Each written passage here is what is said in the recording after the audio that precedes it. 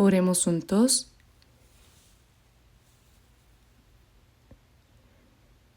Padre Dios misericordioso que nos ama,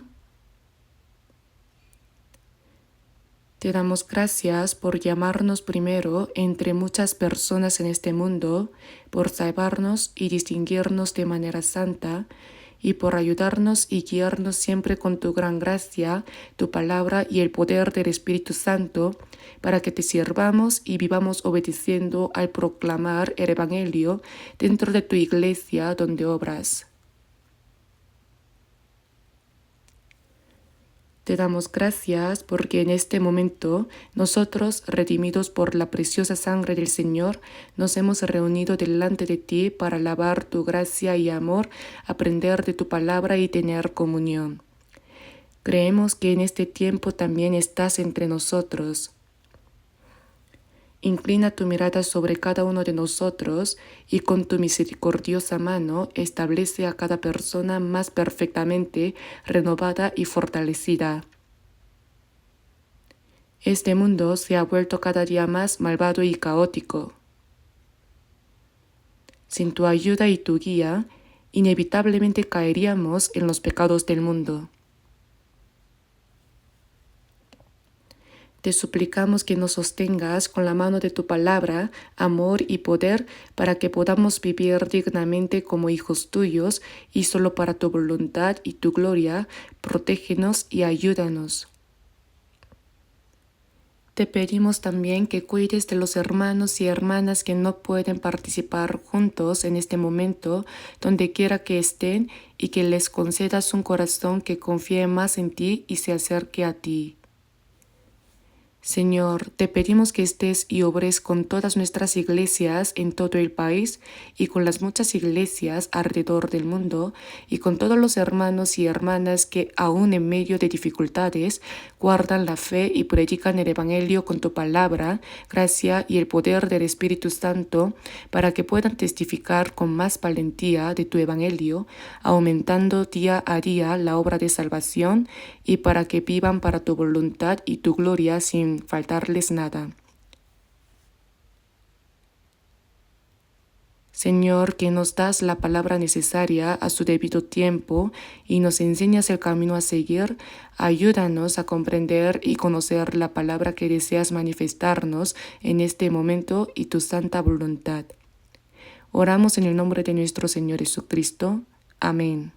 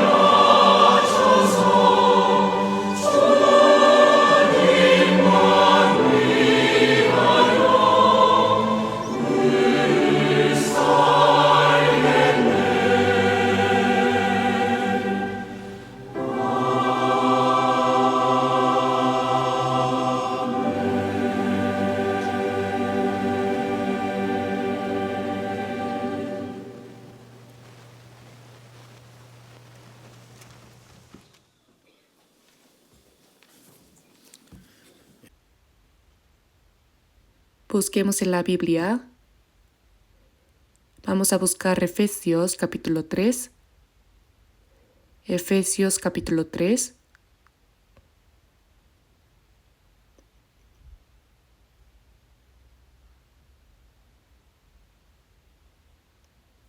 Efesios capítulo 3, versículos 20 y 21. Leamos juntos despacio los versículos 20 y 21. Y a aquel que es poderoso para hacer todas las cosas mucho más abundantemente de lo que pedimos o entendemos, según el poder que actúa en nosotros.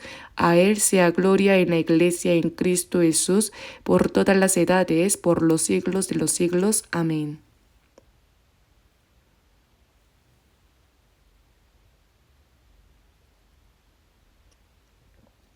He titulado las enseñanzas que continuamos aprendiendo cada domingo por la mañana como la vida que permanece en el Señor, y hoy compartiré la 10ª enseñanza de esta serie. Los cristianos que han recibido la salvación tienen su posición en el Señor, en Cristo. En Juan capítulo 14, versículo 20 dice: En aquel día vosotros conoceréis que yo estoy en mi Padre, y vosotros en mí, y yo en vosotros. Y hace un momento, al recitar la Biblia, leímos que ha llegado hasta vosotros, y desde el día que oísteis y conocisteis la gracia de Dios en verdad. El día en que oímos el Evangelio y comprendimos verdaderamente la gracia de Dios fue un día realmente maravilloso. Desde el momento en que fuimos salvos, se cumplió la palabra: yo estoy en mi Padre y vosotros en mí y yo en vosotros. Estar en Él significa estar unido a Él. Nosotros que vivíamos apartados de Cristo y de Dios, al recibir el perdón de nuestros pecados, fuimos unidos al Señor y hechos uno con Él. ¿Qué acontecimiento tan asombroso es ese?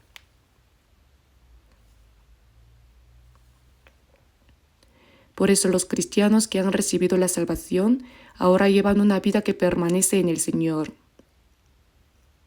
En la Biblia, la expresión en el Señor aparece innumerables veces, y estamos aprendiendo, conforme a la Biblia, cómo es la vida que permanece en el Señor.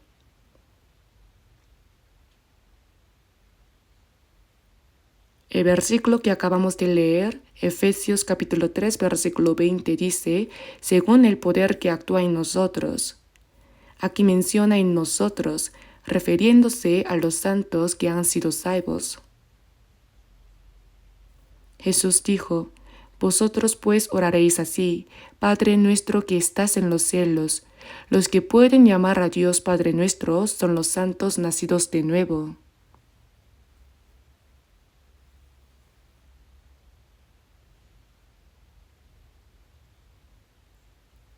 Además, en Romanos capítulo 14, versículo 7 dice: porque ninguno de nosotros vive para sí y ninguno muere para sí.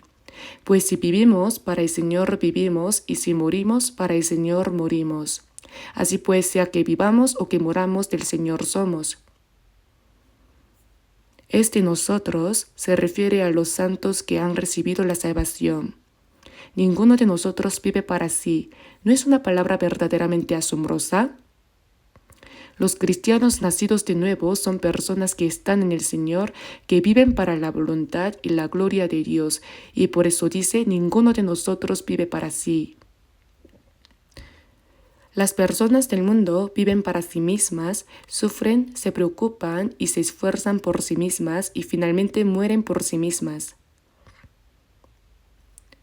Pero los salvos han sido distinguidos de esa vida maldita. Ahora estamos en el Señor. Por eso nuestra vida está en Él, y aunque vivamos, vivimos para el Señor, y aunque muramos, morimos para el Señor.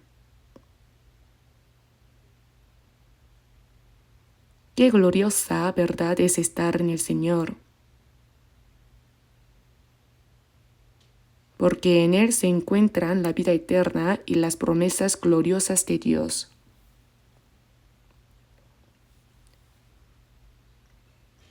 Por eso aquí dice, según el poder que actúa en nosotros. Nosotros los cristianos que hemos nacido de nuevo, la multitud unida por el Espíritu Santo, dice, según el poder que actúa en nosotros. Como está escrito en Filipenses capítulo 2 versículos 6 al 7, el cual siendo en forma de Dios, no estimó el ser igual a Dios como cosa a que aferrarse, sino que se despojó a sí mismo, tomando forma de siervo, hecho semejante a los hombres. Jesús no es un hombre, eres el Creador igual a Dios. Pero para salvar el espíritu y el alma del ser humano, dejó el lugar de igualdad con Dios y se hizo como hombre. Se manifestó en forma humana. Nació del cuerpo de una mujer y vivió durante 30 años como hijo de un pobre carpintero, igual que los demás. Probablemente nadie habría podido saber que él era el Cristo, el Hijo de Dios.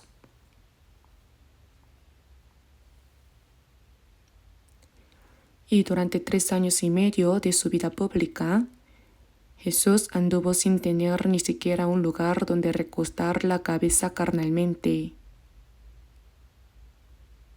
Durante el día, enseñaba la palabra fuera de la ciudad o frente al templo de Jerusalén, y por la noche dormía en el monte de los olivos, recibiendo el rocío frío. Durante esos 3 años y medio sufrió verdaderamente muchas dificultades. Sin embargo, la obra que Jesús hacía era dar vida a los muertos, limpiar a los leprosos, abrir los ojos de los ciegos, alimentar con pan a unas 5,000 personas y realizar muchos milagros. Cuando Felipe le dijo a Jesús, Señor, muéstranos el Padre y nos basta, él respondió, el que me ha visto a mí, ha visto al Padre. ¿Cómo pues dices tú, muéstranos el Padre? Por eso en Juan capítulo 1 dice, a Dios nadie le vio jamás, el unigénito Hijo que está en el seno del Padre, Él le ha dado a conocer. Nadie ha visto a Dios, pero aquel Dios que se manifestó en carne es Jesús. A través de Jesús se reveló quién es Dios. Por eso Jesús dijo, el que me ha visto a mí, ha visto al Padre. A través de Jesús se transmitió la palabra de Dios, a través de Jesús se manifestó el amor de Dios y se reveló qué es la gracia de Dios y cuál es el poder de Dios.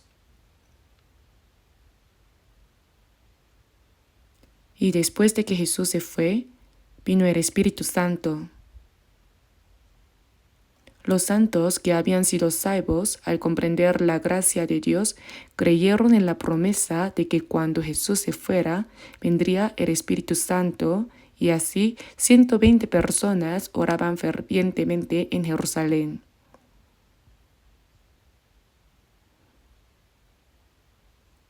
Tan pronto como llegó el día de Pentecostés, el Espíritu Santo descendió y los 12 apóstoles y los 120 fueron llenos del Espíritu Santo. Luego predicaron el Evangelio con valentía y en un solo día, el día de Pentecostés, 3,000 personas fueron salvas y bautizadas. En Hechos capítulo 2 está registrado que las personas que habían sido salvas comenzaron a tener comunión en Cristo. Después de que Jesús ascendió, a los que comprendieron la gracia de Dios fueron salvos y llegaron a ser uno por el Espíritu Santo, se les llama la Iglesia, el cuerpo de Cristo. Dios manifestó su amor y su poder a través de Jesús, y después de que Jesús se fue, el Espíritu Santo mora en la multitud de los salvos, y a esos santos salvos se les llama el cuerpo de Cristo.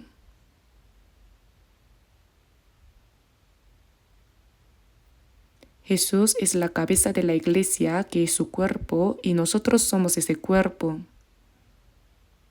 Todo lo que la cabeza piensa, desea y quiere realizar se cumple a través del cuerpo. El hecho de que Jesús sea la cabeza de la iglesia y nosotros seamos el cuerpo de la iglesia significa que la voluntad del Señor se cumple por medio de la iglesia, que es su cuerpo. Por eso aquí la expresión en nosotros significa que los santos que han sido salvos son la multitud unida por el Espíritu Santo, la iglesia que es el cuerpo de Cristo. Según el poder que actúa en nosotros, el poder que obró en Jesús, ¿dónde obra ahora? Obra en medio de nosotros. Entre los cristianos nacidos de nuevo, que son una multitud unida por el Espíritu Santo, el Señor obra en medio de ellos. Cuando se dice iglesia, la gente suele mirar una casa de ladrillos con una cruz colgada y decir, vaya, qué grande es la iglesia o qué bien construida está la iglesia. Pero eso es completamente incorrecto. La iglesia no es un edificio. Por eso en la Biblia está escrito, Aquila y Priscila con la iglesia que está en su casa, a Ninfas y a la iglesia que está en su casa, a Arquipo y a la iglesia que está en su casa. Las personas que se reúnen en esa casa son la iglesia. La palabra iglesia en griego es eklesia, que significa multitud distinguida. La multitud de santos que han sido salvos y distinguidos del mundo, a eso se le llama iglesia. La iglesia.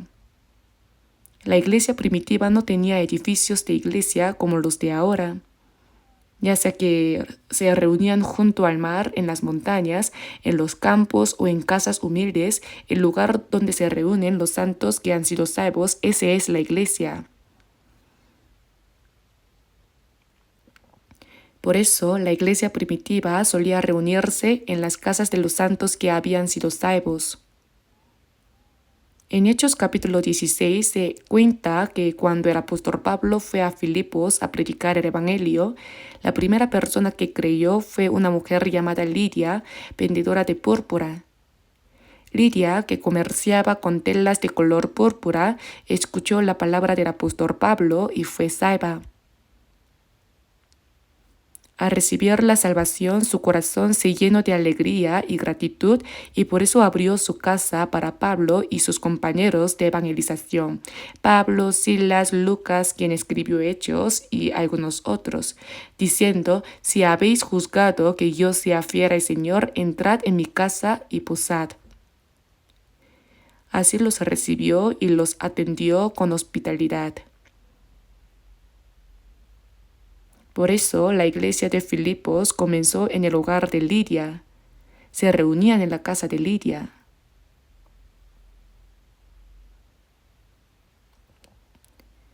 Mientras evangelizaba en Filipos, el apóstol Pablo fue arrestado, golpeado y encarcelado, y casi murió. Pero por medio de eso, los santos de Filipos recibieron la salvación. La iglesia de Filipos, en todo lugar a donde iba el apóstol Pablo, nunca apartó su corazón de él, sino que enviaba a una persona llamada Epafrodito, manteniendo comunicación constante y ayudando al apóstol Pablo.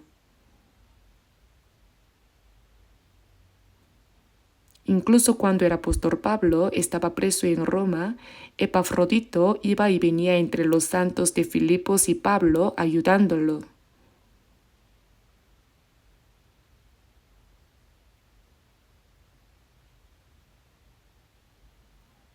Así, la iglesia de Filipos, que comenzó en la casa de aquella hermana llamada Lidia, llegó a ser una excelente iglesia que durante toda su vida participó en la obra de predicar el Evangelio del apóstol Pablo.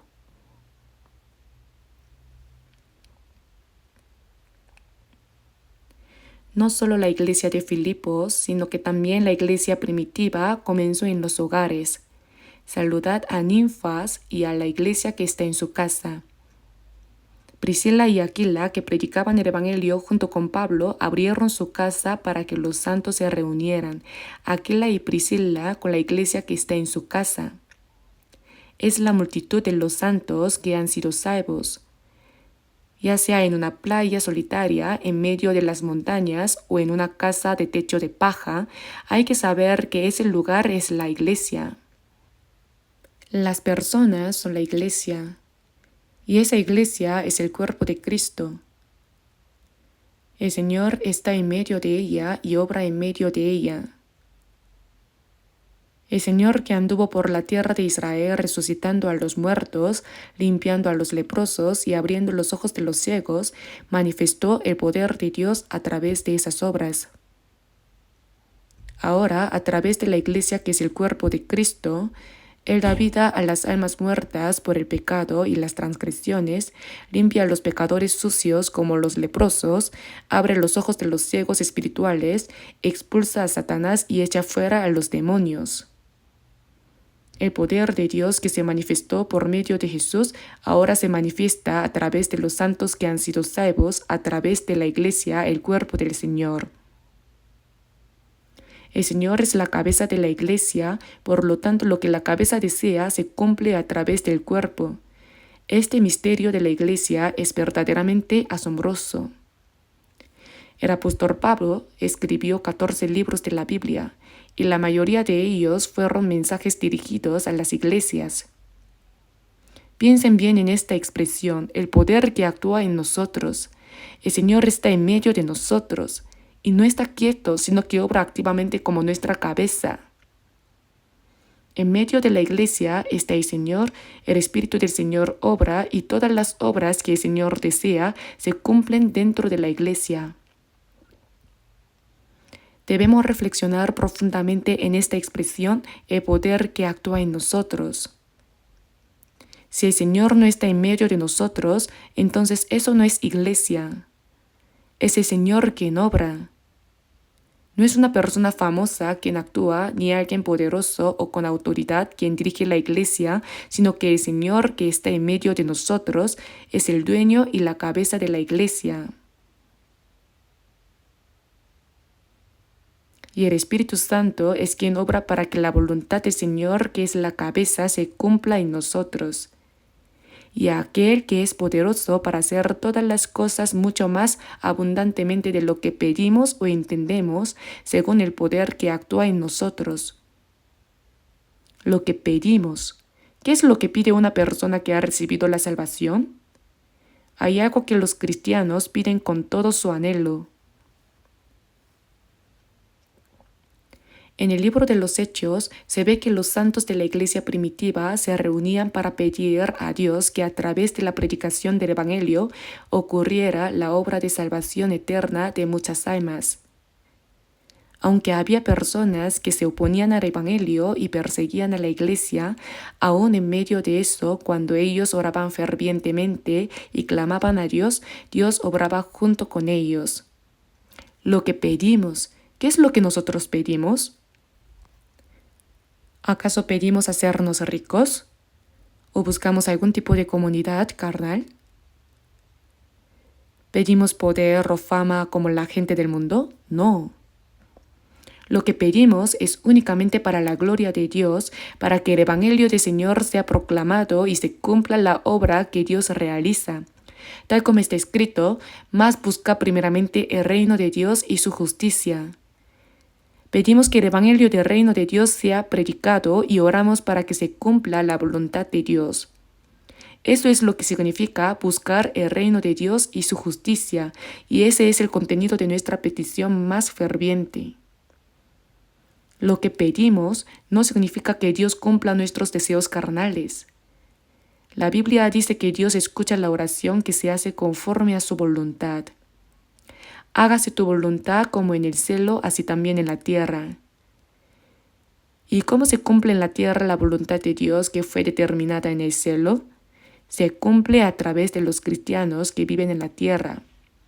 Por eso dice, según el poder que actúa en nosotros, lo que pedimos. Los cristianos tienen peticiones anhelosas, eso es lo que significa lo que pedimos. Estos días, cuando los hermanos y hermanas me encuentran, se sorprenden mucho porque hace poco estuve hospitalizado unos días. Pensaron, ahora que ya está mayor, quizás sea algo grave. Pero no solo se preocuparon, sino que también oraron mucho por mí.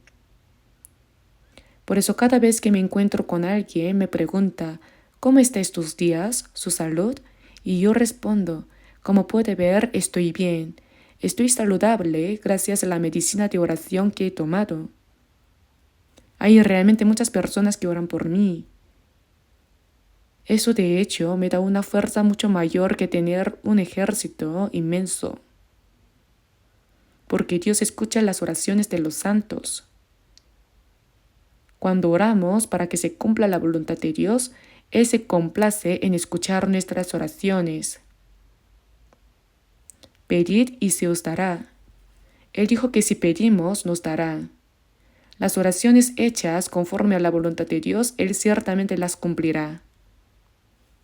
¿Sobre qué es lo que oramos nosotros? Oramos para que se cumpla la voluntad de Dios, para que el Evangelio sea predicado y al ser salvadas más almas se convierta en gozo y gloria para Dios. Nuestra oración es una sola, únicamente una. Aunque nuestro cuerpo se encuentre en cualquier situación, eso lo encomendamos a Dios y si buscamos su reino y su justicia, Él dijo que se hará cargo de lo que nuestro cuerpo necesite.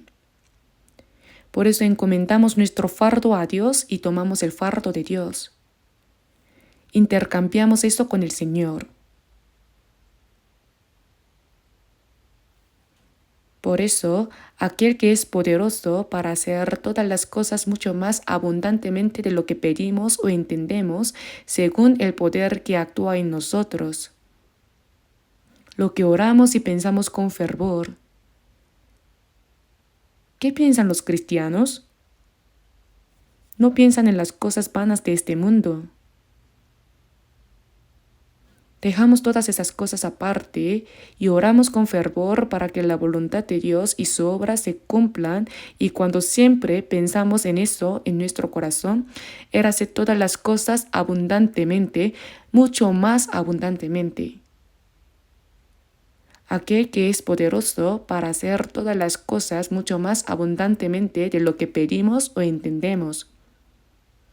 Él dijo que puede hacer mucho más abundantemente de lo que pedimos. Al leer esta palabra, ¿qué les parece? ¿No se conmueve el corazón? Dios está en medio de nosotros. Él escucha nuestras oraciones.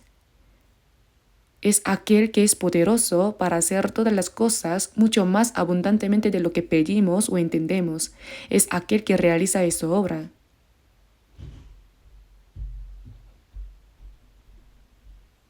A Él sea gloria en la Iglesia en Cristo Jesús por todas las edades, por los siglos de los siglos. Por eso, dentro de la Iglesia, y la Iglesia es el cuerpo de Cristo, dice, en la Iglesia en Cristo Jesús. La expresión en se repite continuamente. En la Iglesia en Cristo Jesús. A Él sea gloria por todas las edades, por los siglos de los siglos. Amén. ¿No está contenida una cantidad inmensa de significado en este breve versículo? De esta manera, el que actúa en nosotros no solo nos salva, sino que también obra en nosotros. ¿Qué clase de obra cumple? Concretamente, donde hay cristianos salvos, continúa obrando la salvación de otras almas. En Hechos capítulo 2, en el día de Pentecostés, 3,000 personas fueron salvas y los que fueron salvos perseveraban en la doctrina de los apóstoles, en la comunión unos con otros, en el partimiento del pan.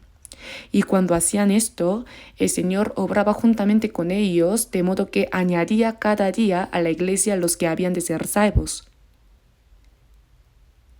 El Señor estaba en medio de ellos y la obra de salvación seguía ocurriendo cada vez más. La obra concreta en la que Dios actúa es que más almas sean salvas. En Juan capítulo 15, versículo 5, Jesús dijo, Yo soy la vid, vosotros los pámpanos. El que permanece en mí y yo en él, éste lleva mucho fruto. Cuando una rama está unida a la vid, recibe la savia que sube desde la raíz, crece y da fruto. Podemos pensar que ese fruto es de dos tipos.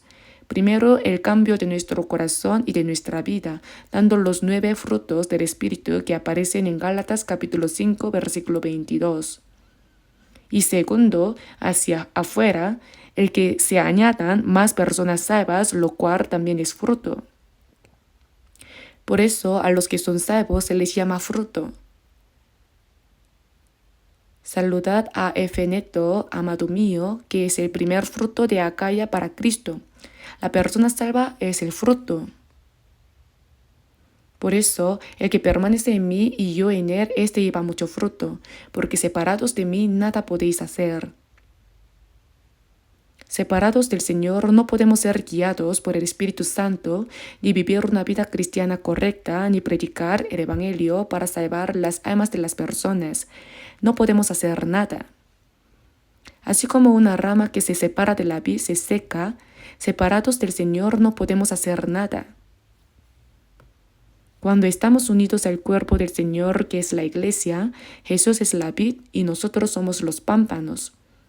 Nosotros somos el cuerpo del Señor y el Señor es nuestra cabeza. Debemos ser un cuerpo unido a la cabeza. ¿De qué serviría un cuerpo que no tiene cabeza? Jesús es la cabeza y el cuerpo de Cristo con el que Él obra no es un cuerpo que duerme, sino un cuerpo que actúa.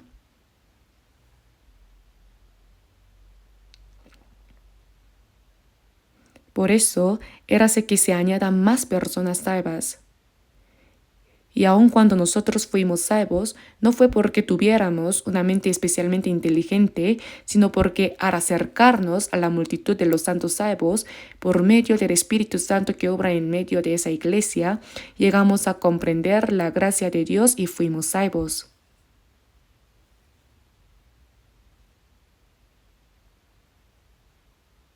Así como cuando Jesús extendía su mano, los muertos revivían, los leprosos eran limpiados y los ciegos abrían los ojos, de la misma manera, dentro de la multitud de los santos que han sido salvos estaba el poder del Señor, y cuando alguien se acercaba a ellos, se manifestaba el poder de Dios que hacía revivir al alma muerta y limpiaba al pecador inmundo semejante a un leproso. Nosotros también fuimos salvos al acercarnos a esa iglesia por medio del poder del Señor que obra en medio de ella. Por eso dice, según el poder que actúa en nosotros. Debemos comprender bien esta palabra. Si el Señor no obra, aunque se reúnan muchas personas, no sucede absolutamente nada.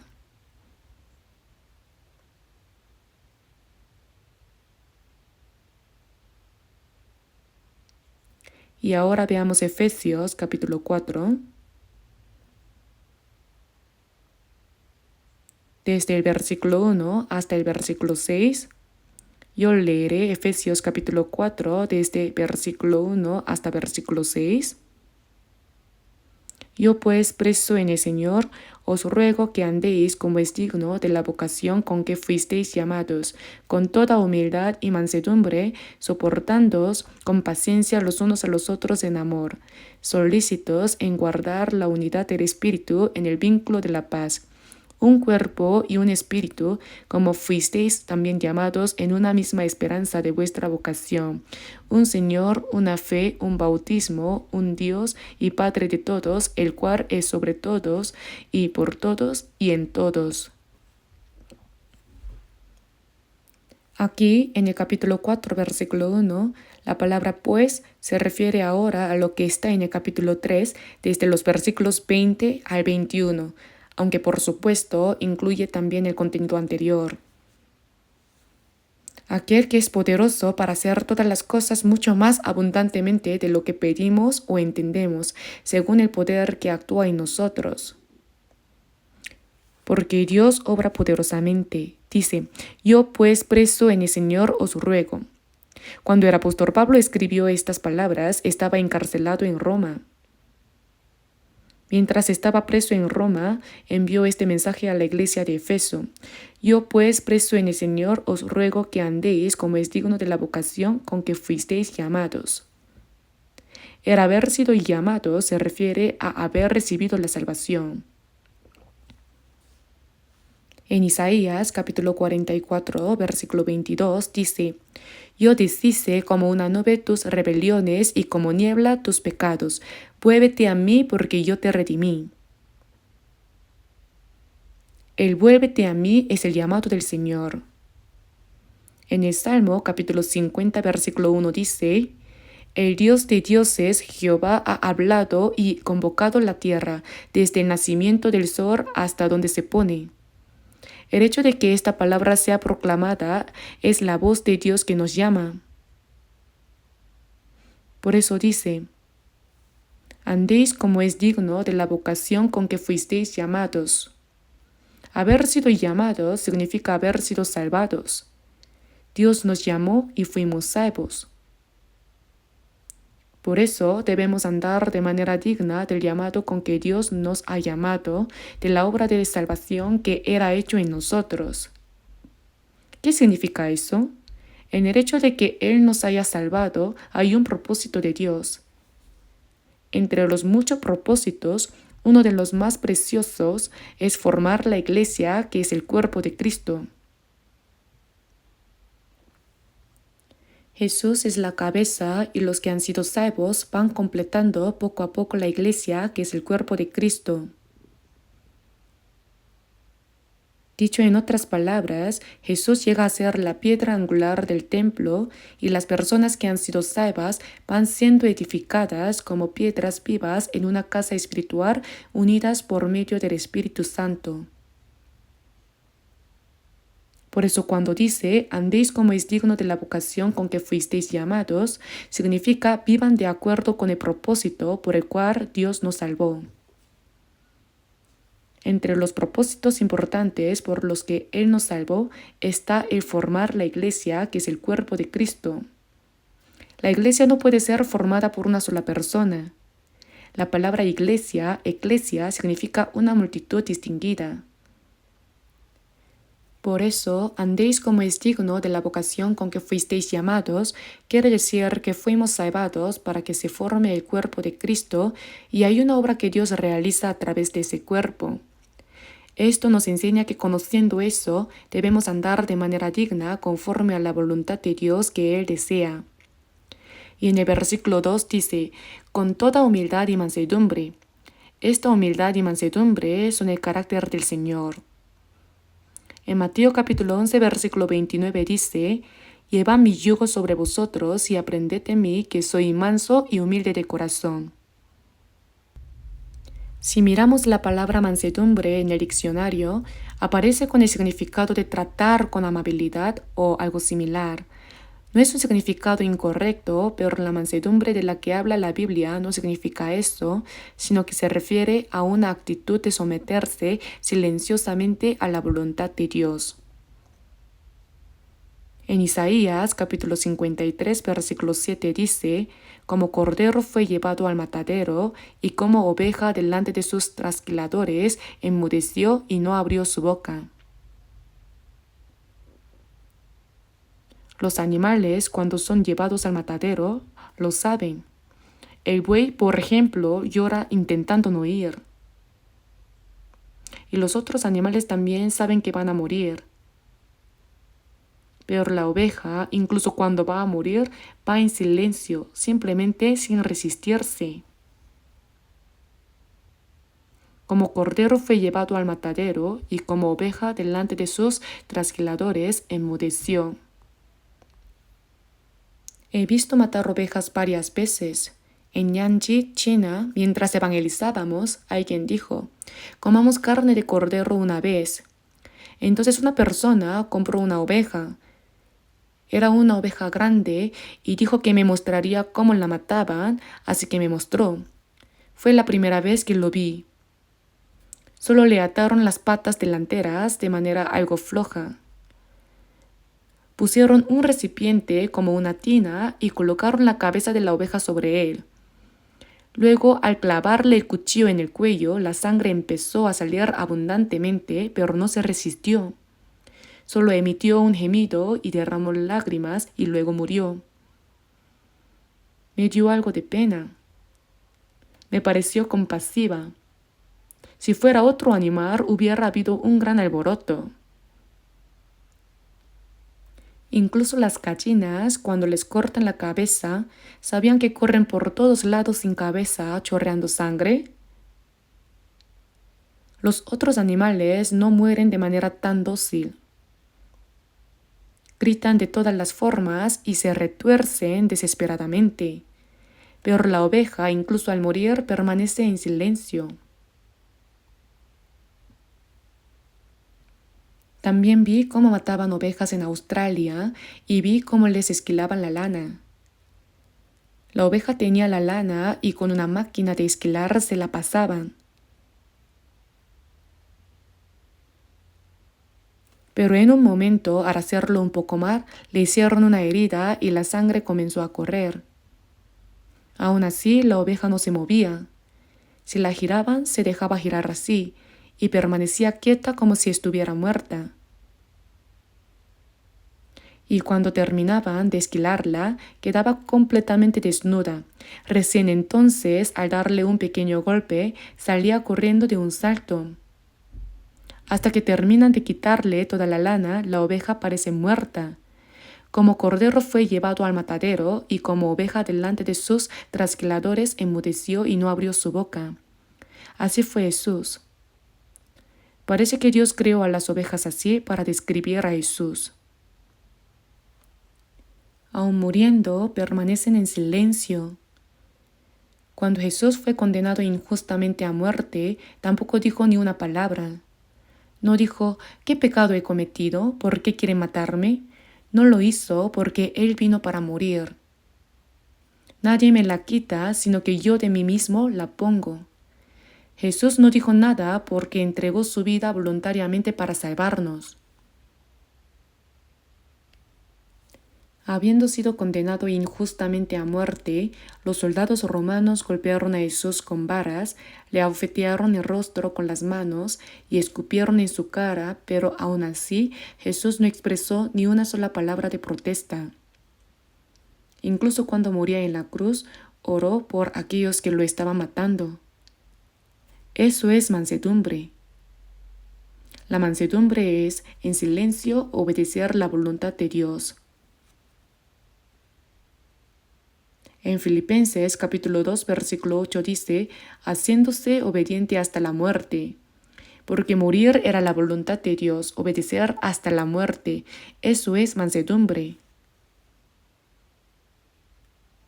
Cuando sabemos que algo es la voluntad de Dios y obedecemos su palabra en silencio, sin queja, sin murmuración, sin resistencia, esa obediencia silenciosa es lo que se llama mansedumbre, ¿saben? Soy manso y humilde de corazón. La humildad es humillarse completamente delante de Dios, reconociendo que uno está en una posición en la que debe someterse absolutamente. Por eso dice, con toda humildad y mansedumbre. Así cuando obedecemos la voluntad de Dios, debemos hacerlo con el corazón del Señor. En Filipenses capítulo 2 versículo 5 dice, haya pues en vosotros este sentir que hubo también en Cristo Jesús. Se nos dice que debemos tener el corazón de Cristo que se sometió hasta la muerte, un corazón manso y humilde. Por eso Jesús dijo, llevad mi yugo sobre vosotros y aprended de mí, que soy manso y humilde de corazón, y hallaréis descanso para vuestras almas. Debemos llevar el yugo del Señor que es manso y humilde. ¿Y qué es ese yugo? Es la cruz que Jesús llevó. En el himno que el coro cantó hace un momento, había un contenido sobre llevar la cruz y seguir al Señor. Si alguno quiere venir en pos de mí, niéguese a sí mismo. Se debe abandonar sus planes, sus deseos, su terquedad, sus pensamientos y tomar su cruz. Es sufrimiento. Como el Señor llevó la cruz, nosotros no podemos seguirlo de manera ligera. También hay sufrimiento en seguir al Señor, hay sacrificio. Tome su cruz y sígame. Lleva mi yugo sobre vosotros y aprended de mí. Mientras seguimos al Señor, aprendemos de Él. Pero aprender no significa quedarse quietos, cerrar los ojos y simplemente meditar. No se aprende así. ¿Puede uno convertirse en un conductor ejemplar solo encerrándose con llave y memorizando un libro titulado ¿Cómo ser un conductor ejemplar? No, no puede. Si uno ya aprendió lo básico, debe sentarse al volante, encender el motor y comenzar a conducir. Nuestra vida cristiana se aprende en la vida cotidiana. Aunque uno se encierre y memorice toda la Biblia, eso no significa que haya aprendido. En el proceso de poner en práctica uno por uno los contenidos de la palabra, hay sufrimiento, sacrificio, obediencia y sumisión. La obediencia es cuando uno hace algo porque quiere hacerlo. La sumisión es cuando uno hace algo aunque no quiera hacerlo. Es un término militar. En el ejército no se dice obedecer una orden, sino someterse a una orden. No hay razones. A veces obedecemos, pero también hay momentos en que debemos someternos. En medio de eso aprendemos la palabra. Aprender del Señor significa llegar a parecerse a Él. Aprender del Señor es asemejarse a Él paso a paso. Por eso dice, con toda humildad y mansedumbre, que son el carácter del Señor. Soportándoos con paciencia los unos a los otros en amor. La paciencia. En 1 Corintios capítulo 13 versículo 4 dice, el amor es sufrido. En otras palabras, el amor es paciente. Lo primero es, el amor es paciente. ¿Por qué se nos dice que seamos pacientes? Porque hay cosas que son difíciles de soportar, por eso hay que soportarlas con paciencia. ¿Qué tan paciente es Dios? Un día es como 1000 años y 1000 años como un día, no queriendo que ninguno perezca, sino que todos procedan al arrepentimiento. Por eso Él espera con mucha paciencia. La paciencia es amor. Algunas personas soportan unas cuantas veces y luego dicen, ya no puedo soportar más. ¿Y entonces qué? El amor es soportar con paciencia hasta el final. El amor de Dios es un amor que tiene mucha paciencia. Nosotros, las personas, aunque dos estemos juntos, no somos iguales. Un hombre y una mujer se casan por amor, pero al principio se aman viendo el aspecto físico y con sentimientos. Al vivir juntos deben volverse uno en personalidad, pero al vivir juntos, así como los rostros son diferentes, los pensamientos también son diferentes y los caracteres también difieren. Como son distintos, cuando surgen problemas, uno puede decir, no sabía que esto pasaría al casarme. ¿Y entonces qué se hace? ¿Quién sabe todo desde el principio? Al principio solo se ven las cosas buenas, pero con el tiempo aparecen las debilidades, no encajan. ¿Qué se hace entonces? Hay que soportar. Hay cosas difíciles de soportar, por eso hay que soportarlas con paciencia. Al soportar, eso se llama afecto mezclado, afecto bonito y feo. Entendiéndose mutuamente y soportando pacientemente, el amor se perfecciona. La personalidad de Cristo se va formando poco a poco. Con el amor de la paciencia, cuando se forma la personalidad de Cristo, aunque nosotros, los cristianos, hayamos recibido la salvación, todavía hay muchos problemas, ¿verdad? No es que al ser salvo, nuestra antigua naturaleza desaparezca por completo. Así como los rostros son distintos, los pensamientos son distintos, la personalidad es distinta, el carácter es distinto, todo es distinto, por eso surgen problemas. Si un hermano o hermana no nos agrada, podemos sentir antipatía o no querer acercarnos. Eso es pensar equivocadamente. Cada uno también tiene debilidades, mutuamente.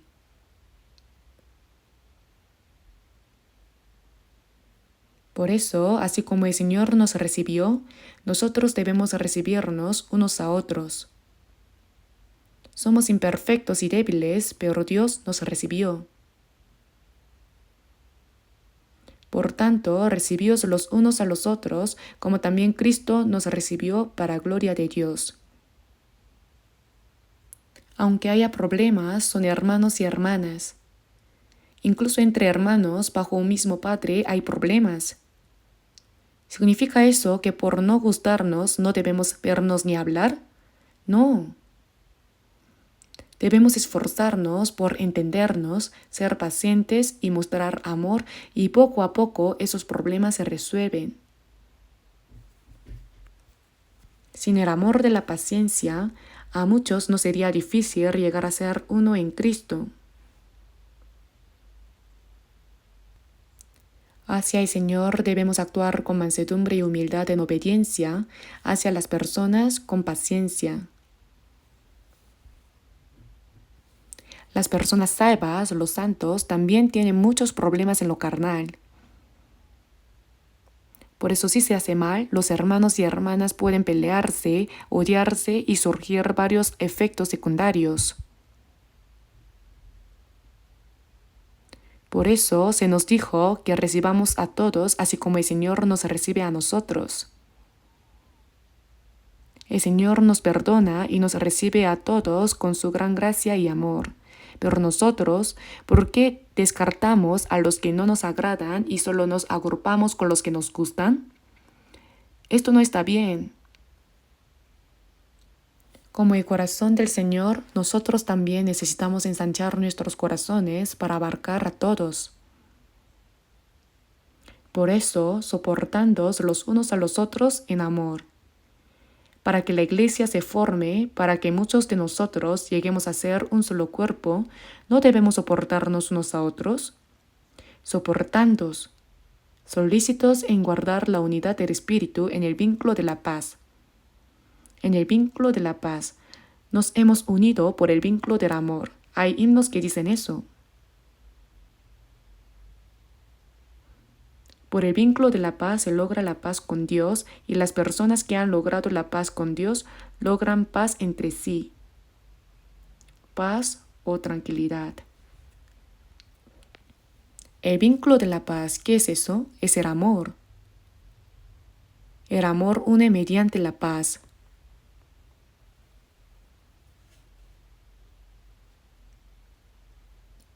Los políticos se reunieron esta vez en el APEC y dijeron, vamos a llevarnos bien de ahora en adelante, no hagamos guerra, busquemos la paz. Pero si cada uno busca demasiado su propio beneficio, ahí surge el problema. También se producen guerras. Ocurren tragedias de matar y ser matado. Nosotros, los cristianos, debemos lograr la paz con las personas porque ya se ha logrado la paz con el Señor. Por eso el vínculo de la paz, como nos hemos hecho uno por la gracia del Señor mediante el amor, por el vínculo de la paz nos han atado como uno solo, la unidad. No se nos dijo que estuviéramos solícitos para llegar a ser uno. Dios ya nos ha hecho uno. Tenemos un solo Dios Padre, un solo hermano y hermana, la esperanza es la misma, la fe es la misma y el propósito de vida es el mismo. Por eso dice, solícitos en guardar la unidad del Espíritu en el vínculo de la paz. El Señor ya nos ha hecho uno. Cuando vayamos al cielo, bueno, en ese entonces no habrá ningún problema. ¿Por qué? Porque todo lo de la carne habrá terminado. Mientras vivimos en esta tierra, todavía existen todos los problemas de la carne que no han sido transformados, pero el Espíritu Santo trasciende esos problemas y nos hace uno. La unidad del Espíritu. Como hemos recibido la salvación, tenemos la misma fe y esperanza, y el propósito de vida es el mismo. Nos hemos hecho uno en el amor del Señor y por la palabra. Ser uno no es posible sin amor. Se requiere compasión mutua, perdón mutuo, ayudarse unos a otros. Por eso dice, solícitos en guardar la unidad del espíritu en el vínculo de la paz. Los salvos han sido hechos uno por el Espíritu Santo. ¿Por qué se nos dice que estemos solícitos por guardarlo? Porque debido a la antigua naturaleza que aún no ha sido transformada, surgen problemas en esta unidad. Sería bueno si no hubiera problemas después de haber sido hecha la unidad, pero los hay. Hay peleas, las personalidades son diferentes, los trabajos que hacemos son diferentes. Cuando intentamos hacer algo juntos surgen muchos problemas. Por eso dice, solícitos en guardar la unidad del espíritu en el vínculo de la paz. Esto es una enseñanza muy importante. El espíritu hace que seamos uno y quien quiere romper esto es el diablo. El diablo no puede quitarnos nuestra salvación. En Juan capítulo 10, versículo 28 dice, y yo les doy vida eterna y no perecerán jamás, ni nadie las arrebatará de mi mano. El Señor que nos ha dado vida eterna sostiene nuestra vida firmemente con su mano. Si he recibido la salvación, Él protege mi alma, la vida salvada, para que no se pierda. No es por mi fuerza, sino por el Señor. Mi Padre que me las dio es mayor que todos, y nadie las puede arrebatar de la mano de mi Padre. En la mano de Jesús, en la mano del Padre. Hay un sistema de seguridad doble o triple. Por eso, quien ha nacido de nuevo, su alma, su vida no será arrebatada.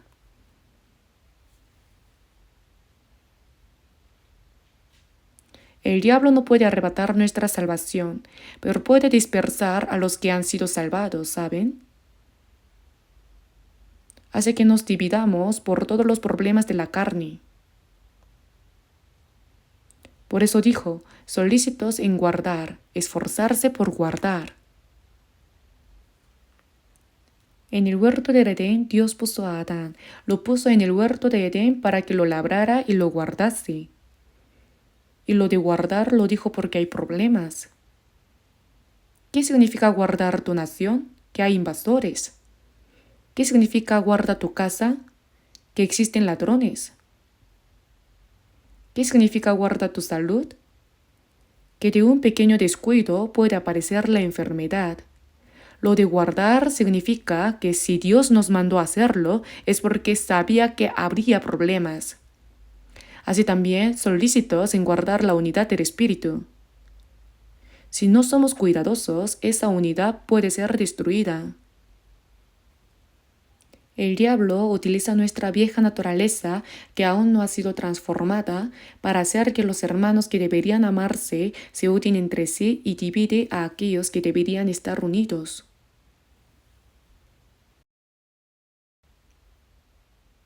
Por eso, si vemos Mateo capítulo 12, versículo 30, el que no es conmigo, contra mí es. El Señor es quien nos reúne. Él continuamente nos reúne junto con Él. Cuando somos salvos, nos reúne y las personas salvas, mientras nuestra fe crece continuamente en la palabra, nos hacemos uno. Cuando la fe crece cada vez más y las personas se vuelven maduras, no se separan. Porque tienen la personalidad del Señor. Pacientes como el Señor, mansos y humildes como el Señor, y si solo esas personas se reúnen, no hay ningún problema. Las personas cuya fe todavía es inmadura tienen más asuntos de la carne. Por eso también hay quienes dispersan lo que debería ser uno. Por supuesto, hay personas que fingen ser salvas, pero que no son salvas y entran en la iglesia causando problemas. A esas personas debemos descubrirlas y tomar alguna medida. Pero el que conmigo no recoge, el Señor nos salva y nos reúne a nosotros que estábamos dispersos por todas partes dentro del Señor, dentro de la iglesia que es el cuerpo del Señor. La unidad del Espíritu Santo nos reúne como el pueblo que irá al cielo. Dios hace esa obra a través de nosotros. El que conmigo no recoge, desparrama. Algunas personas hablan sin cuidado, hiriendo el corazón de otros, haciendo que los débiles se dispersen en la iglesia y no puedan llevar su vida cristiana. Eso es un pecado muy grande. El Señor hace para que seamos uno y ellos lo dispersan. Hacer lo contrario de lo que hace el Señor, ¿qué tan gran pecado es? Por eso, el que conmigo no recoge, desparrama. Debemos recordar bien las palabras de Mateo capítulo 12, versículo 30.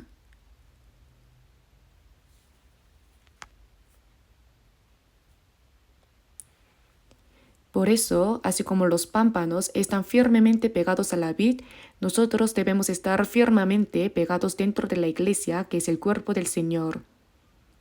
Si no estamos dentro de la iglesia, que es el cuerpo del Señor, no podemos recibir la protección y la guía del Señor. Debemos continuar recibiendo la protección, el gobierno y la guía del Señor, y para eso debemos estar dentro de la iglesia, que es el cuerpo del Señor. Si estamos afuera, el Señor no puede hacer nada. ¿Hay algún problema pequeño? Si no nos gusta algo y nos vamos de la iglesia, ¿qué pasa?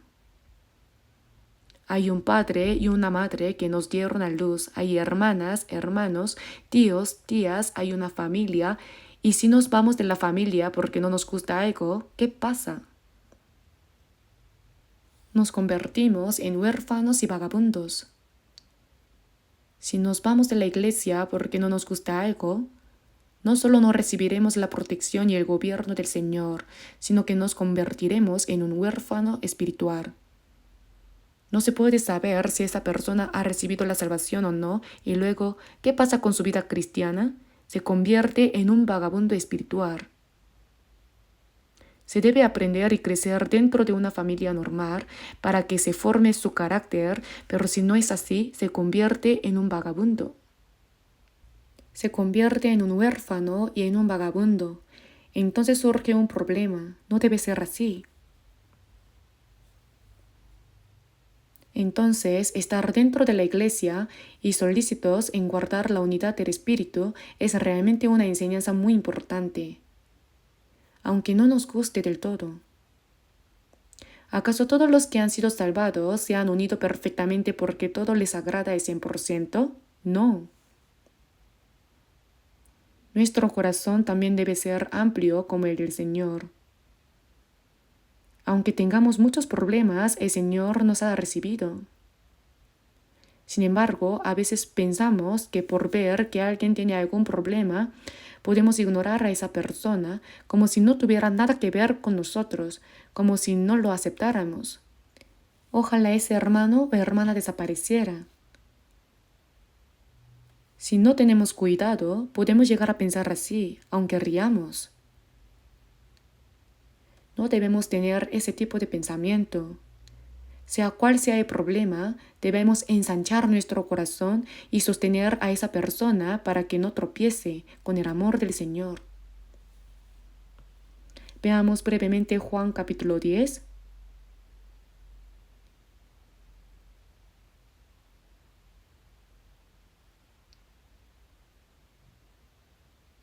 Observemos Juan capítulo 10, versículo 16.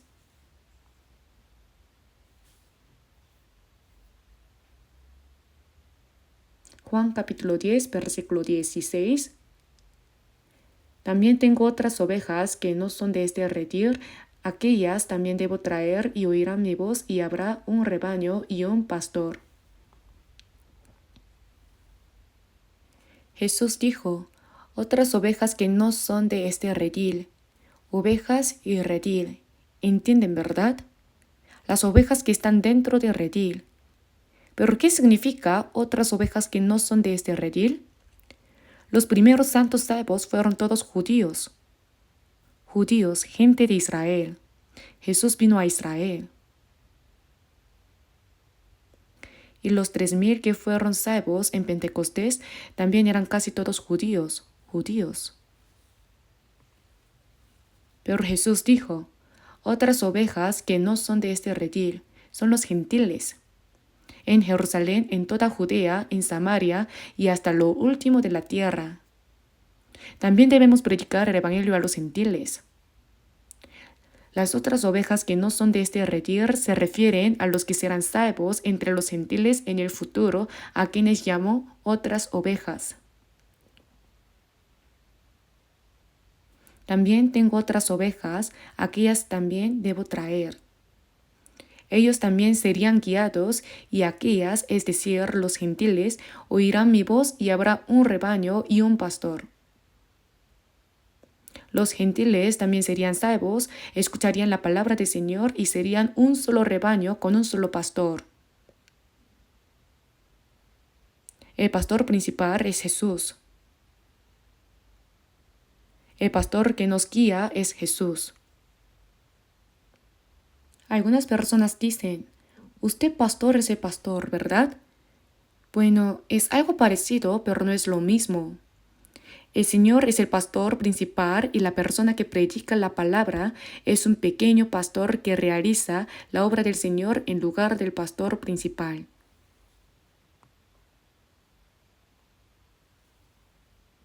Por eso, quien cuida a las ovejas, el Señor, es el pastor principal, y la persona que predica la palabra es el pequeño pastor que el pastor principal ha establecido. Por eso, un solo rebaño, es decir, los que han sido salvos serían un solo rebaño con un solo pastor. Nuestro pastor es el Señor. Nosotros seguimos la voz del Señor, ¿verdad? ¿Acaso seguimos al pastor de la iglesia? ¿A cualquier lugar? ¿A dónde? A cualquier lugar, siguiendo al pastor de la iglesia, siguiendo a la denominación, siguiendo la tradición. Hasta el infierno vamos. No puede ser así, ¿verdad? Debemos seguir al Señor a cualquier lugar. Escuchamos la voz del Señor. Estamos aguzando nuestros oídos para escuchar la voz del Señor. Nos reunimos en la iglesia para escuchar los sermones famosos del pastor, literarios, filosóficos, científicos, morales. Eso no sirve. Eso se puede aprender en el mundo. Venimos a la iglesia para escuchar la voz del Señor. Por eso, en los caracteres chinos de iglesia, se usan los caracteres de enseñar y reunirse. La iglesia es reunirse para recibir la enseñanza de la palabra del Señor. Ese carácter chino me parece realmente adecuado. Entonces, ¿qué hacemos cuando venimos a la iglesia? Escuchamos la voz del Señor, escuchamos la palabra del Señor. Por eso, si el pastor intenta predicar lo que él sabe bien, su propio conocimiento o alguna de sus ideas, no sirve, no puede ser así. De alguna manera, debe sembrar la palabra del Señor, ¿verdad? La palabra del Señor. Y oirán mi voz y habrá un rebaño. Un rebaño que escucha la voz de un solo pastor se convierte en un solo rebaño. Ahora tenemos alrededor de 230 iglesias en todo el país y unas 1.190 iglesias en 82 países en el extranjero. Pero actuamos como una sola iglesia. ¿Por qué? Porque escuchamos la voz de un solo pastor y lo seguimos. ¿A quién seguimos? ¿Hay alguien famoso en nuestra iglesia? No. Simplemente todos escuchan la voz del Señor y siguen al Señor. Habrá un rebaño convirtiéndose en un rebaño de ovejas que sigue al Señor continuamente. En el Salmo capítulo 23, versículo 1 dice, Jehová es mi pastor, nada me faltará. Dios es mi pastor, Jesús es mi pastor. Nada me faltará. Escuchando la palabra del Señor, nos convertimos en un solo rebaño y seguimos al Señor, que es nuestro pastor. Por lo tanto, si nos apartamos de este rebaño, no podremos recibir la protección y la guía del Señor, que es nuestro pastor. Pase lo que pase, no debemos apartarnos de la iglesia del Señor. ¿Cómo podríamos escuchar la voz del Señor y seguir al Señor si nos apartamos de la iglesia? Volvamos a Efesios. Veamos Efesios capítulo 4, versículos 13 y 14. Efesios capítulo 4, versículos 13 y 14. Hasta que todos lleguemos a la unidad de la fe y del conocimiento del Hijo de Dios, a un varón perfecto, a la medida de la estatura de la plenitud de Cristo, para que ya no seamos niños fluctuantes, llevados por doquiera de todo viento de doctrina, por estratagema de hombres que para engañar emplean con astucia las artimañas del error. En este versículo dice: hasta que todos lleguemos a la unidad de la fe y del conocimiento del Hijo de Dios, a un varón perfecto. Ese varón perfecto es la iglesia, ¿verdad? Llegar a la unidad de la fe y del conocimiento del Hijo de Dios. No solo se perfecciona gradualmente nuestro carácter de fe de manera personal, sino que aquí llegar a un varón perfecto significa que se forma la iglesia, que es el cuerpo de Cristo, a la medida de la estatura de la plenitud de Cristo. Debemos ser uno en la fe y en el conocimiento. ¿Por qué hay tantos grupos denominacionales entre los que creen en Jesús? Hay literalmente cientos de denominaciones. En nuestro país hay muchas iglesias presbiterianas. Incluso dentro de las presbiterianas hay diferentes tipos de presbiterianas, metodistas, el Ejército de Salvación, y hay muchas otras denominaciones. En Estados Unidos hay muchas iglesias bautistas. Incluso dentro de los bautistas hay bautistas del sur, bautistas del norte. Las iglesias bautistas de Estados Unidos parecen ser relativamente más evangélicas, pero eso no significa que todas esas personas sean salvas. De todos modos, a nivel mundial, Dios es uno solo. ¿Por qué hay tantas denominaciones y por qué pelean y se dividen entre ellas? ¿Por qué? Porque no son uno en la fe y en el conocimiento. Si la palabra es diferente, la fe también será diferente, ¿verdad? Si lo que se conoce cambia, la fe también cambia. Hasta que todos lleguemos a la unidad de la fe y del conocimiento del Hijo de Dios, a un varón perfecto.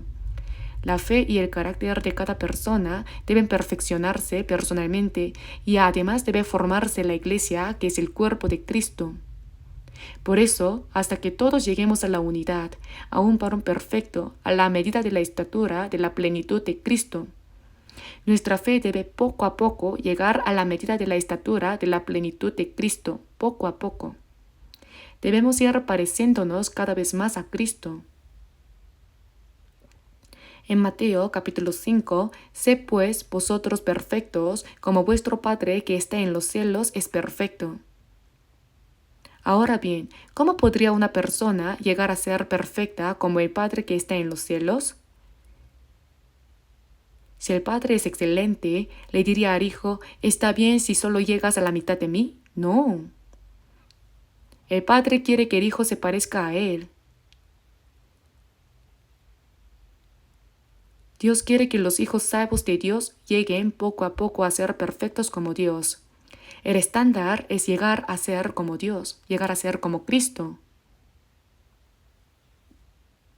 Por eso en 1 Corintios capítulo 11 versículo 1, el apóstol Pablo dice: «Sed imitadores de mí, así como yo de Cristo».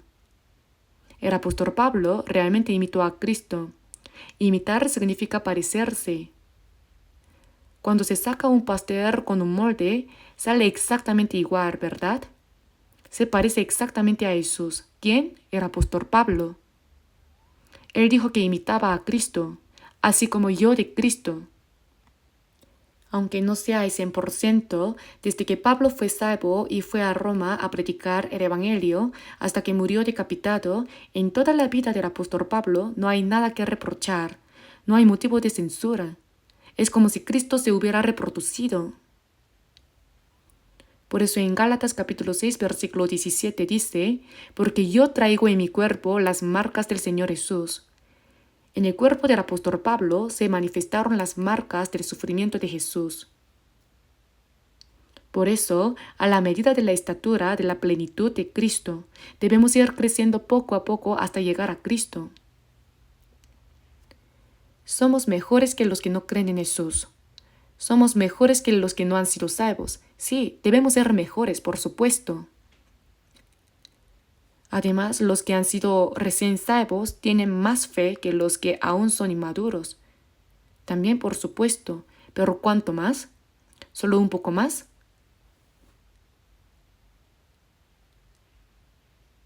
El cuerpo, con un año y otro, crece, la edad avanza y gradualmente madura, ¿verdad? Pero la fe puede quedarse como un niño inmaduro. La fe debe crecer. Lo que decimos, lo que pensamos y lo que hacemos debe crecer también. En 1 Corintios capítulo 13 dice, mas cuando ya fui hombre dejé lo que era de niño. Cuando nuestra fe crece poco a poco, debemos dejar atrás lo que hacíamos cuando éramos niños. Yo creo que nuestra iglesia ha madurado mucho ahora, en general. Cuando nuestra iglesia comenzó, era realmente ruidosa. Cuando nos reuníamos, todos gritaban y discutían siguiendo su propio criterio y terquedad. Cuando nos reuníamos, el corazón me latía fuerte. ¿Qué pasaría ahora? Pero ahora, por mucho que nos reunamos para deliberar, todo es tranquilo. No hay nadie que cause problemas. Si se propone hacer algo, todos dicen sí y lo siguen. Cuando decimos hagamos misión mundial, ¿cuánto dinero se necesita para la misión mundial? El año pasado escuché que a través de la Oficina General de la Iglesia de Seúl se enviaron 18.200 millones de wones para la misión mundial. Yo no sé quién hizo qué ofrenda. Yo tampoco lo sé muy bien. Yo también intento hacerlo, pero no sé cuánto dio cada persona. ¿Se enfatiza que deben dar ofrendas? No, lo hacen por sí mismos. Cuando la vida cristiana crece después de la salvación, ¿lo hacen porque se les dice que deben hacerlo? No. Las personas maduras buscan por sí mismas lo que deben hacer, ¿verdad? ¿Quién le ordena a una persona madura que haga algo? Lo hace por sí misma. Tampoco llevamos la vida cristiana porque alguien nos ordene que lo hagamos. Ahora lo hacemos con un corazón alegre por nuestra cuenta. ¿Qué pagaré a Jehová por todos sus beneficios para conmigo? Cuando pensamos en la gracia del Señor, aunque muriéramos 100 veces por Él, no podríamos pagarla. Pero aunque no podamos morir 100 veces, al menos una vez debemos vivir para el Señor, ¿verdad? Por eso lo hacemos con un corazón alegre. Mi tiempo, mi material, mi libertad, mi felicidad, todo puedo entregarlo al Señor. Dios le dio a Abraham a su hijo Isaac a los 100 años. En aquel tiempo Isaac habría tenido unos 14 años, creciendo muy bonito.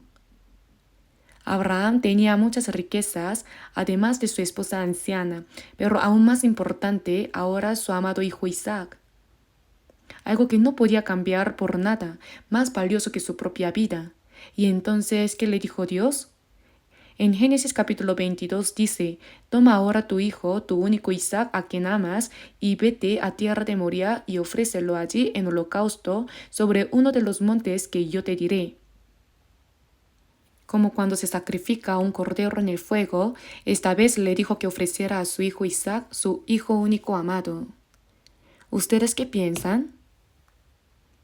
¿Acaso Abraham dijo, Dios, ¿no dijiste que a través de Isaac harías que mi descendencia sea tan numerosa como las estrellas del cielo, y ahora me dices que lo mate y lo ofrezca? ¿Se volvió loco Dios? Yo no puedo hacer eso. Además, debo discutirlo con mi esposa. Necesito tiempo para pensar. Pero si se hubiera pensado, ¿qué buen pensamiento habría podido salir de eso? Si se lo decía a su esposa, ella podría haber respondido, parece que Dios también se volvió loco. Escuchaste mal. Primero mátame a mí. ¿Qué se hubiera podido hacer entonces? No se hubiera podido hacer. Pero Abraham dijo sí. Respondió inmediatamente y se levantó de madrugada. Vamos al monte Moriah. No debía discutir. No debía retrasar el tiempo. Temprano en la mañana se levantó. Vamos al monte Moriah. En la portada del libro de vida que salió esta vez se ve a Isaac atado, solo las manos atadas. Lo recostó sobre la leña, sacó el cuchillo, listo para matar a su hijo único Isaac. Dibujaron esa imagen. El hermano que dibujó eso lo hizo muy bien. Justo estaba a punto de apuñalarlo. Si se hubiera demorado un segundo, lo habría hecho. Pero Dios dijo, ¡alto! Abraham, Abraham. ¿Qué tan urgente era? Dios lo llamó 2 veces. Está bien. Porque ya conozco que temes a Dios, por cuanto no me rehusaste tu hijo tu único. Pasó la prueba. Dios a veces nos pone a prueba, ¿saben? Dios no necesitaba poner a prueba el corazón de Abraham. Él lo sabía todo. ¿Pero era necesario probarlo de esa manera? Sí. Dios conoce nuestro corazón, pero quiere ver que eso se manifieste en acción. No basta con amar al Señor en el corazón y decir que viviremos por Él. Debe mostrarse en la realidad. Hijitos míos, no amemos de palabra ni de lengua, sino de hecho y en verdad. Abraham ofreció a su hijo único Isaac a Dios. Dios entregó a su Hijo único, Jesús, para morir en la cruz por pecadores como nosotros. Entonces, ¿qué no podríamos hacer por el Señor? Si nuestra fe crece, podemos hacerlo, como Abraham. Una persona cuya fe ha crecido no necesita que le digan que haga algo. Lo hace voluntariamente y sabe lo que debe hacer.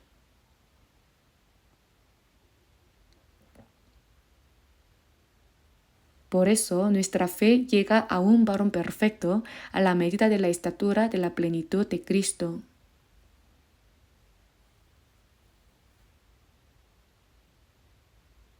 En Efesios capítulo 4 versículo 14 dice, para que ya no seamos niños fluctuantes, llevados por doquiera de todo viento de doctrina, por estratagema de hombres que para engañar emplean con astucia las artimañas del error. Ahora, si nuestra fe crece y no somos niños, una persona madura no cae en la estratagema de hombres para engañar ni las artimañas del error. ¿Saben cuántas tentaciones hay para derribar a un santo salvo? A veces vienen a través de amigos cercanos, a través de la familia. Hay muchas artimañas del error.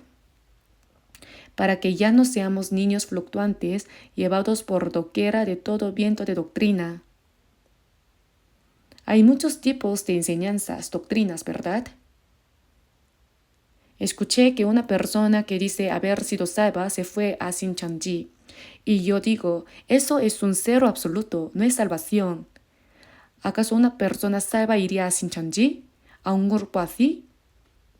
Están locos. Ponen a un anciano moribundo como líder y dicen que no morirá. Hay muchas enseñanzas heréticas de todo tipo. Incluso dentro de lo que se considera ortodoxo hay herejías, ¿lo saben? Dicen que es ortodoxo y mucha gente lo sigue, pero en realidad es herejía. Si hablo más de esto, podría haber problemas, así que lo dejo ahí. Todo lo que impide la salvación y es falso, eso es herejía, ¿verdad? Llevados por doquiera de todo viento de doctrina. No debemos dejarnos llevar de un lado a otro. Ahora leamos juntos Efesios capítulo 4, versículo 15. Sino que siguiendo la verdad en amor, crezcamos en todo en aquel que es la cabeza, esto es Cristo. Siguiendo la verdad en amor. Solo en la obediencia dentro de la verdad.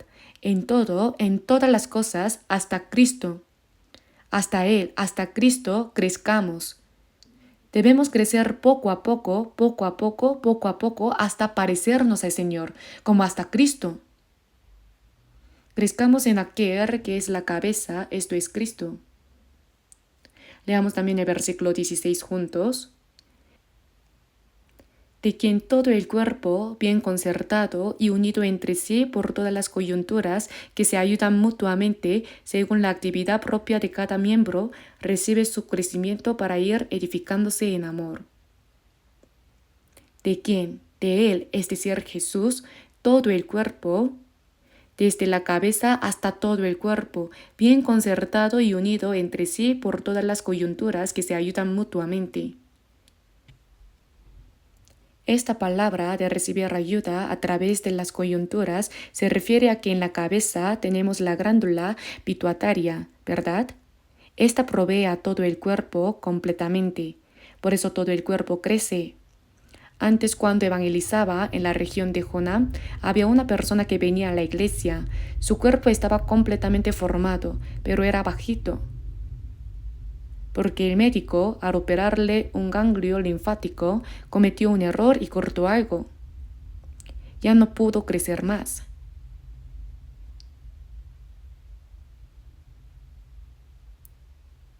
De la misma manera, si no tenemos cuidado, aunque alguien haya sido salvado hace mucho tiempo, su fe puede no crecer en absoluto. Eso no debe pasar. ¿Cómo crece todo el cuerpo? La ayuda del Señor no viene directamente a mí. Deben saber eso. Viene a través de las coyunturas, ¿lo saben? Es suministrada desde la raíz. Los pámpanos salen del tronco de la vid y se unen a otros pámpanos vecinos para crecer.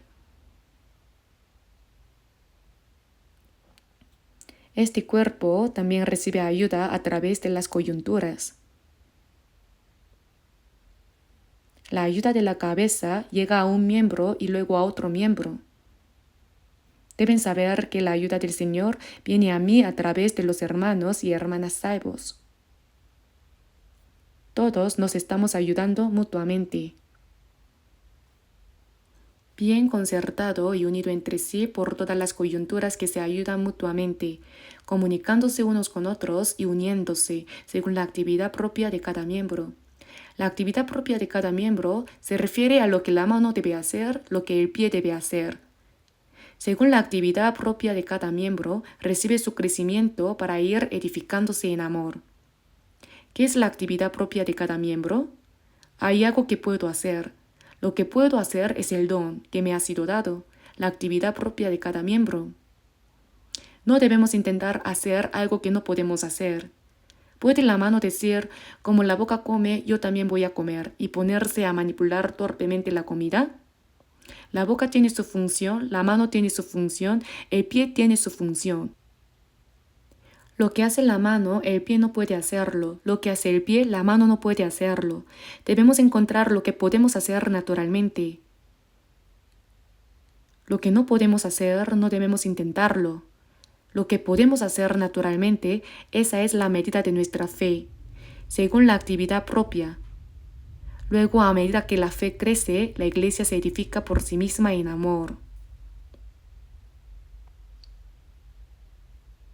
Por eso es la vida de permanecer en el Señor. Hoy debo terminar aquí. No saben cuán valiosa es la vida dentro de la iglesia, la vida que permanece en el Señor. Debemos seguir aprendiendo. Oremos juntos. Padre Dios misericordioso, te damos gracias por habernos salvado y por colocarnos como miembros dentro de la iglesia, que es el cuerpo del Señor donde tú obras, y por guiarnos a obedecer la palabra de nuestro Señor, la cabeza, y a vivir conforme a su voluntad. Te pedimos que nos gobiernes con tu palabra, sabiduría y el poder del Espíritu Santo, para que podamos vivir el resto de nuestra vida para tu voluntad y gloria. Oramos en el nombre de nuestro Señor Jesucristo. Amén.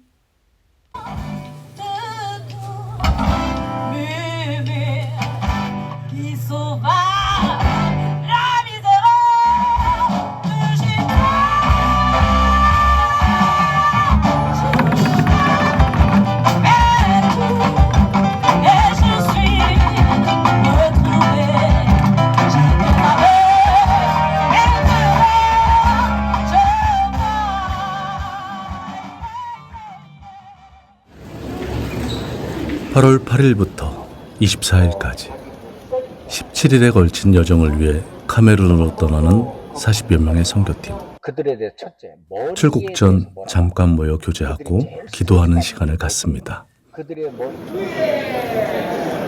무려 비행기로 17시간. 아프리카 형제 자매님들께서 공항으로 마중을 나와주셨습니다.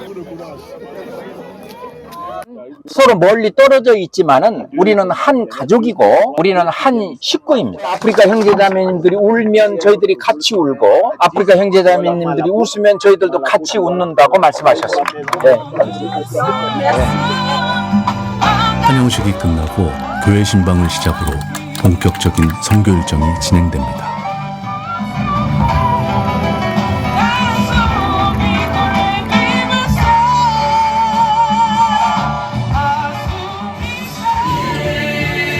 이번 선교 기간 동안 총 8개의 교회를 신방했습니다.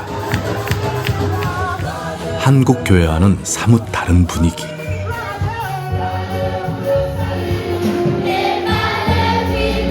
가는 교회마다 그동안 준비해온 찬송으로 선교팀을 맞아주셨습니다.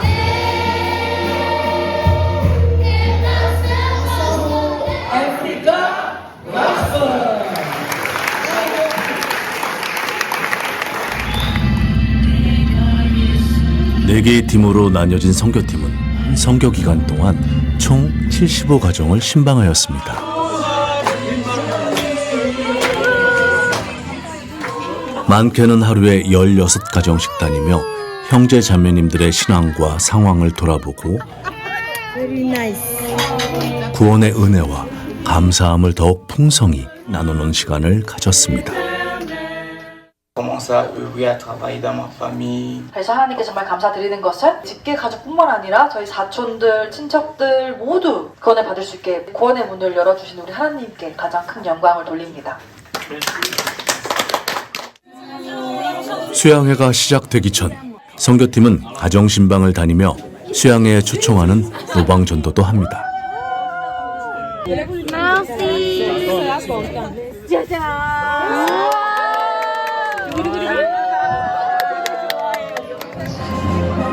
아프리카 선교 일정의 꽃, 수양회가 시작되는 날입니다.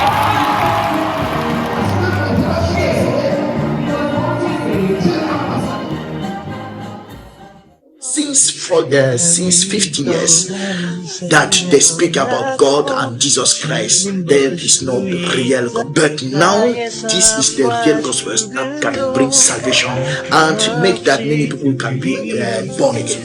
To preach the gospel without tired. If you don't help us, there is no problem. We will continue to preach the gospel because we cannot stop till there is no rest until I die.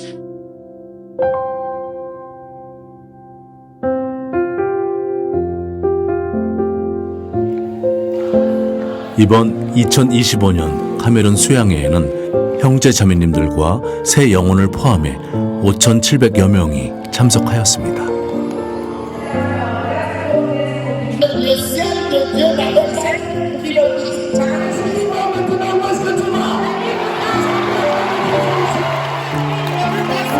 복음의 말씀을 열광과 환호로 맞이하는 그들의 모습이 참으로 감격스럽습니다.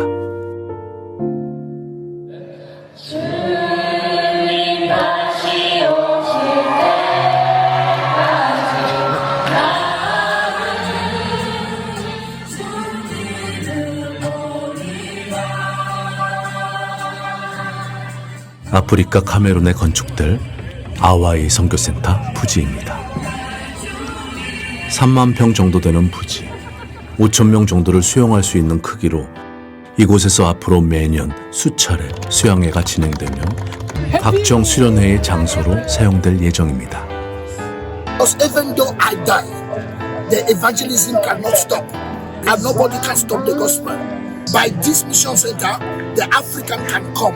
Even those who are retired, they can come here, teach at any time without mission. Hope in 3 years, in the next convention in Cameroon, Pastor Yohan will be here. Before everything, he need to come here. 같은 소망, 같은 소원, 같은 꿈, 같은 행복. 하나님의 나라가 이루어지는 그날까지 복음의 증인으로서 사는 삶을 멈추지 않을 것입니다. 가스펠 인 아프리카, 아프리카의 복음을